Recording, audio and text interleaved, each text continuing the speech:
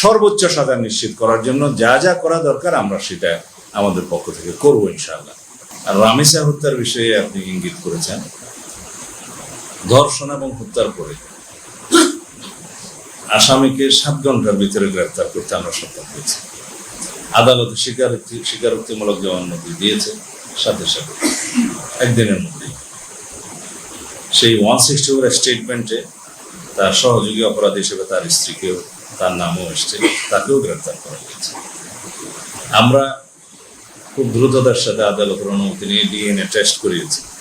সেই টেস্ট 3 দিনের সময় লাগে, 3 দিনের মধ্যে সেটা সমাপ্ত হয়েছে। রিপোর্ট কালকে বিকেলে জমা হয়েছে। পোস্টমর্টম রিপোর্টটা আমরা হাতে পেয়েছি ইতিমধ্যেই। এগুলো সব একসাথে করে কম্পাইল করে চার্জশিট প্রণয়নের কাজটা কালকে রাতের মধ্যে সমাপ্ত হয়েছে। আজকে দিনে আদালতে সেটা সুপর্দ করা হবে, হয়তো ইতিমধ্যে হয়ে গেছে। এবং আদালত এর মধ্যে ছুটিতে যাবে, আপনারা অনেকে জানেন। কিন্তু এই বিশেষ আদালতটা ছুটি মাননীয় চিফ জাস্টিস বাতিল করার চিন্তা করছেন। এখনো হয়েছে কিনা আমি জানি না, এটা আইন মন্ত্রণালয় ডিল করছে। আমরা একজন স্পেশাল পিপি নিয়োগ করেছি শুধুমাত্র এই মামলাটার ডিল করার জন্য।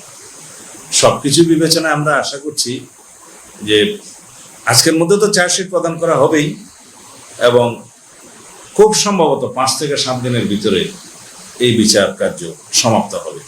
এর চাইতে বেশি কিছু করার আমাদের পক্ষে এই মুহূর্তে আর বোধহয় সম্ভব না।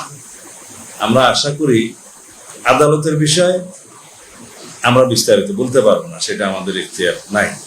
তবে আমরা নিশ্চিত যে মাননীয় আদালত এই প্রসিকিউশন টিমের বক্তব্য শুনে, চার্জশিট দেখে এবং এভিডেন্স 164 এগুলো দেখে সঠিক সিদ্ধান্ত নেবেন এবং সর্বোচ্চ শাস্তি নিশ্চিত করা হবে।